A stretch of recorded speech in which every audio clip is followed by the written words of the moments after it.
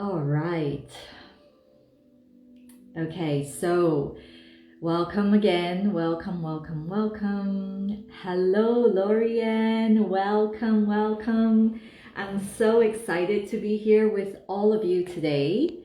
Today's topic is going to be an interesting one because, it's going to be something that maybe some of you have heard of and perhaps some of you have never heard of. So let me know, has anyone heard of Chadao?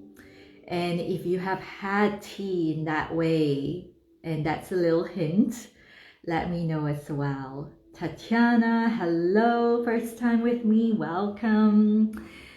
Great. All right, so today's topic is going to be a beautiful one, and it's something that is really close to my heart. And we're going to dive into what is Chadao for the multidimensional woman. And the first thing, hello Becky, I didn't see you pop in. Welcome, beauty, welcome.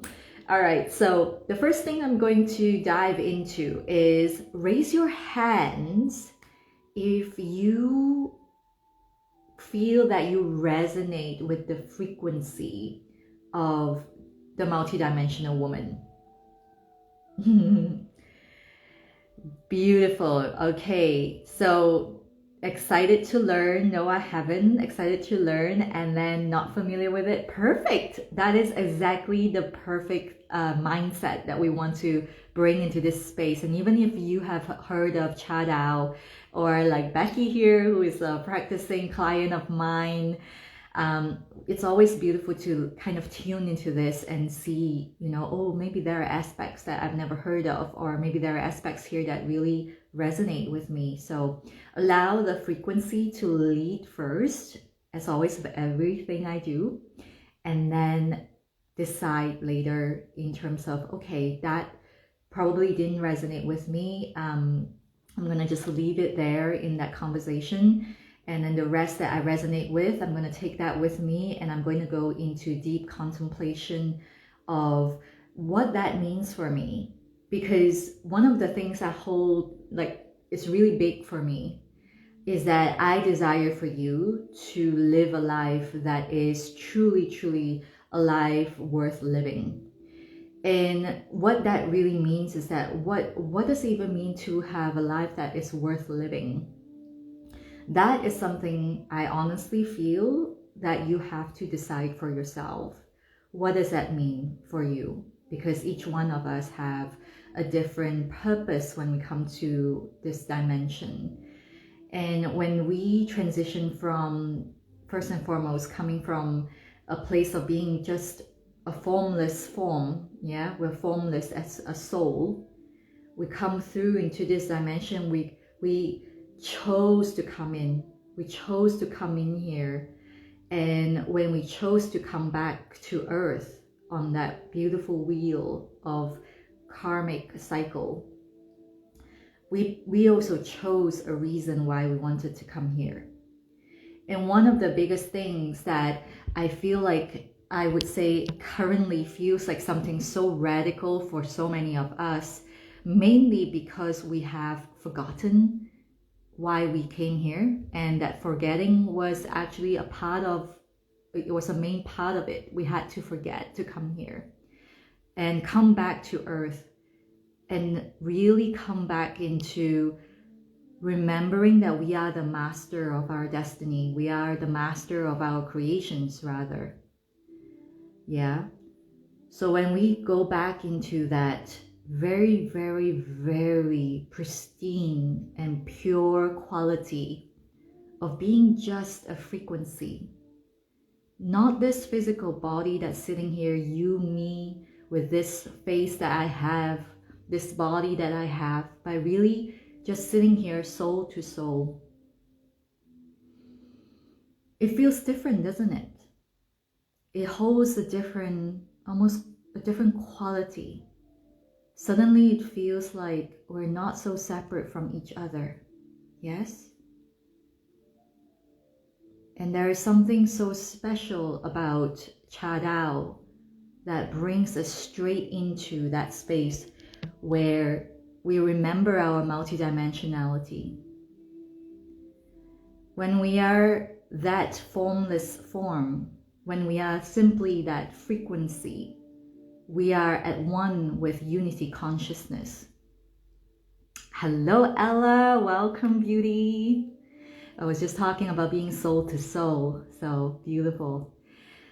If everyone here could just take a moment and really transcend the very physical things, like how many of us are here right now, you know, the number is just a very physical thing. For me, I definitely had to move through a lot, coming into a place where I fully own this journey that I am experiencing, and also the mission and the purpose, what I'm here to do, what I'm here to create. However, there has to be a balance. There has to be a surrendering of the outcome. And Krishna said before in the Bhagavad Gita, you know, act. However, surrender the fruits of the outcome. Yeah. And this is the mastery that I talk about a lot, because a lot of people, it's easy for us to go into action mode because we've been conditioned in that way, you know, hustle, do it, go hard or go home, all of those things. Yes, to a certain point, it gets us to where we have to go. And that is the fire element in all of us. Yeah, we do need that fire in us that is manifested as perhaps ambition, desire, lust, thirst. Those things are going into the further extreme, lust and thirst, yeah. We have that to drive us forward. The fire is in tea, we call fire as the teacher of tea, because it affects, it is something that has heat that will create the quality of tea that we're going to imbibe, that we're going to put into our body. Without fire, there won't be tea. Yeah? So, what happens to a human being when we have too much fire? Can anyone guess? Do you want to put that into the comments? Has anyone been in a situation where there is too much fire? Yeah? Yes, Wendy, burnout, exactly. There is an astounding, incredible, I was just looking at the figures because I was actually in a state where, yeah, Becky, that's right, burnout. I was actually on LinkedIn the other day and I was surprised.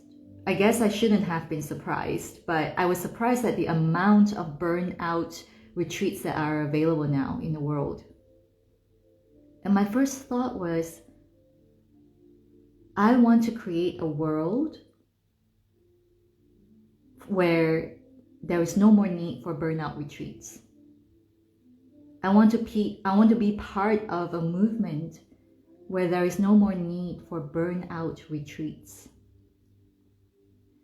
And this is actually something that is incredibly possible. It is actually very, very, very, very possible. And I'm going to dive a little bit deeper into this through my own story, because everything I teach, everything I mentor with is something that I have experienced and I have learned through deep, deep, deep embodied lessons, you know, through heartbreaks, through everything that had made me who I am today. And the journey doesn't end here. It still goes on and on and on. And so for the ones who are new here, Cha Dao is translated into English as the way of tea. Now you may think like, there are some people out there who will probably think like, oh my gosh, my goodness, it's just tea, just drink tea. And then there will be other people who will see the magic in this way of living.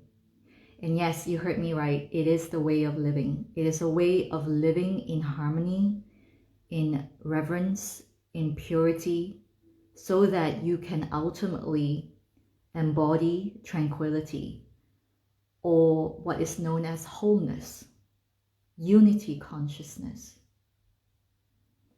And there is something very beautiful about the way of tea, because it carries the essence of what we have come to know of today as Chan Buddhism and Taoism. That is the lineage I carry, that is the lineage I teach my clients, that is the lineage I mentor with, that is the lineage I serve my tea with.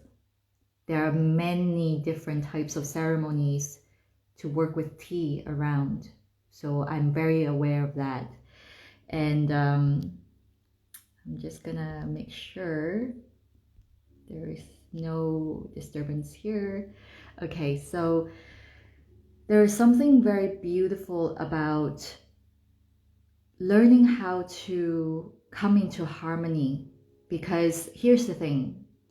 If I can explain harmony to you first and foremost, some of you may be, ooh, maybe you'll have your mind blown a little bit. When you harmonize, there is a certain person that's singing at a lower decibel, and then there's another person who's singing at a higher decibel. That is harmonizing, right? So when we actually look at that way, that means that with every yin, there is yang. With every high, there is low. Yes? So if you feel into that, that means that the ultimate mastery is really anchored into coming from a position, a perspective where you can truly see and balance the duality of these two frequencies. Now we live in a world where there is the law of duality. Yes? Absolutely is. But however, when we are looking outward, when we're going outward, when we go out into the view of where we first spoke about, the formless form, the soul, where we're looking from is now very different. We're no longer looking from a dualistic point. We're looking from a very unified field. We're looking from the unified field, which means that all potential exists and multiple truths exist. They coexist at the same time. And to talk about Cha Dao, the way, the Tao, is to talk about the universe, the divine, and what is known as our true essence. Because there can only ever be one source. And so when we practice, everything about the ceremony, the rites, and the rituals is designed to train your mind to become a diamond, so clear and so sharp, and it sparkles with such purity, and it is so solid that nothing can break it. You know, I have, when I work with my clients, there are some work that we do that are obviously, you know, it's very experiential.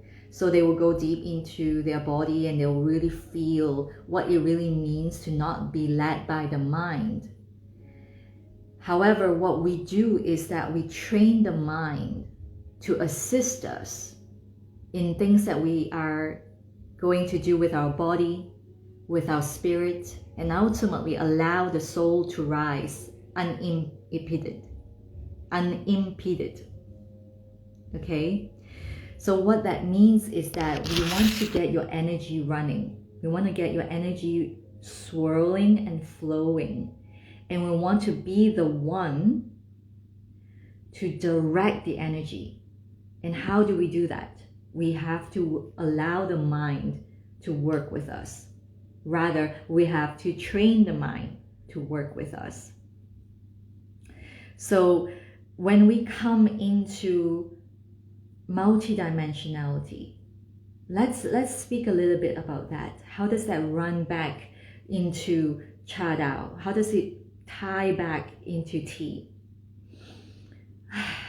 Okay, so first and foremost, I personally identify with being multidimensional, mainly because I am very comfortable by now in terms of moving into where I need to go in different realms. So different timelines, different realms, playing with the field. Where do we want to go? How do I want to create? And sometimes it can be a very, very misty, almost like a blurry place, especially when you find yourself in a place where your mind tells you that it is a dead end. But the most important thing here is to understand that it isn't a dead end. And the only way for you to actually understand that is for you or the mind to move out of the way. And this is where T comes in. Because T has a powerful, it has a beautiful spirit that allows you to drop from the mind into the heart. That's the first thing. And when we go into the heart, what is the most powerful frequency in the world? The most powerful frequency in the universe? That which is love. And each and every one of you is love. You can say you are made of love, but the truth is you are love. You don't have to be loved to be love. You don't have to know what love is like to love someone else. Even in the moments when you cannot summon up love, you are love. Love still vibrates out of you. And in today's world, it is so important for us to understand what it's like to feel at home with ourselves, first and foremost, in order for that love and compassion to rise out of us. So when we are, hello Christy, beautiful. So when we are feeling whole and complete, you will start to feel like, oh, I want to get better at this. I want to polish up my practice, my sacred space, how I become more prepared when things go awry. And that is the way of T. It's very much like a peaceful dwelling inside of your heart, first and foremost. I had this beautiful woman who came in and said that, you know, there was something so beautiful about, yes, that's right, Marcus, that's right, Camellia sinensis. So you guys are all getting really hyped up in the comment section and I'm getting a little bit distracted, but I am going to keep going. Yes, yes, yes to all of you talking about your favorite tea. If you want to drop it in here, you can absolutely share what your favorite tea is and all of that good stuff. I would love to hear that from you as well. Okay, so Marcus here talked about Camellia sinensis, and that is the tea, the tea tree, the tea type that I work with primarily. There are very many different types of tea, because sometimes when I speak about tea, someone will automatically say something that's a herbal tea, a herbal tincture. And so when I speak about tea, thank you, Marcus, you can absolutely speak about exactly that. It's the Camellia sinensis type. So we are working with that primarily in the ceremonies that I facilitate and I mentor with. But I'm actually loving that some men are actually on this live as well. Thank you so much for being here. The reason being is that I am here to really share how Chadao has really been such a thank you, Marcus. That Chadao has really been it's been such a powerful transformation for me working with this way of tea. So some of you probably know my story. I actually had zero self-love. Let's put it that way. Zero, zero, zero self-love. However, I had ambition. This is the fire I was talking about at the beginning of our chat. I had a lot of fire. And that fire was raging in me. It was fueled by anger, dissatisfaction, resentment, and a lot of ambition. And it got me to where I wanted to go. Outwardly, it looked fantastic. I had the career of my dreams. I was living the life, traveling, doing all the things, meeting all the incredible people as a beauty editor. But I was also suffering from anorexia, and I was completely abusive to myself, my body. I controlled my circumstances through my body, and I controlled my circumstances through distancing myself from people. I didn't have relationships. I distanced myself from friends and all of that. So it came to a point where it was really life or death. You know, I really had to decide, do I want to keep going like this, or am I gonna, decide just not do this anymore and get into full recovery?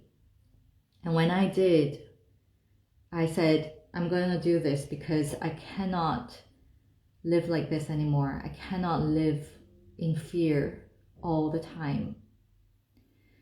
And at that point, I had suffered from multiple injuries and my body was just out of whack, basically. And so I had to really go into recovery, not just with eating, but also energetically. In traditional Chinese medicine, you will call the Jing, the Qi, and the Shen. My spirit was closed off. My third eye was closed off. My body, the strength wasn't there. The structure wasn't there. And of course, the Qi energy wasn't flowing, and that's why healing wasn't happening. And so when I was full in, I started to get into yoga and meditation. I started to eat again. I allowed myself to eat. I allowed myself to go and eat things that precisely hated or feared. I think mostly because when I fear it and I ate it and I didn't die, I was almost like overriding the neural pathways in that way. And I started to actually enjoy my life again, enjoy it again. And then 1 year in, I was fully recovered. My weight was, at first it went all the way up. My body was bloated and all of that. Some people, you will probably know this, when you recover from eating disorder, your body will bloat and it will rise to a peak weight. At that point, most people didn't even recognize me, let's be real. But it hit a peak and it plateaued, and then it started to go down. Yeah. So that was about 1 year in. And then by then, I was very much back in balance. I was meditating every night. I was living in a way that was, my career was on the rise again. I was living in Hong Kong at the time. And when I finished meditating, I remember like leaving the meditation and then exiting and going back out into the world. I remember thinking like, I wonder why I cannot keep or sustain this meditative feeling when I'm out in the world. It's almost like I have a split personality. And so I remember really getting very curious about that. And one night I really felt something rising up in me. It was the Kundalini energy. And I got down on my knees after that amazing experience. And I literally said, universe, show me a way, because I feel there is something here that I'm not quite seeing. I'm not quite getting, but there's something out there, but I don't know what it is. Just show me the way, please. And the way literally showed up in a media invitation. And it was a media invitation because I was working at a news desk, and it came to me. I was at a luxury style and fashion beauty news desk, and it came to me as an invitation to a tea ceremony experience. And so when I went there, that was the moment. It hit me like there was this beautiful tranquility of the space with a table that looks quite like this behind me, if you can see. I don't know if you can see it, but you'll see photos of it when you come to my social media. And there was a woman sitting behind the table, and she didn't say a word. She just told me to sit with a little nod and an eye contact. And we sat in silence, all of us around the table, and she started to serve the tea in a bowl.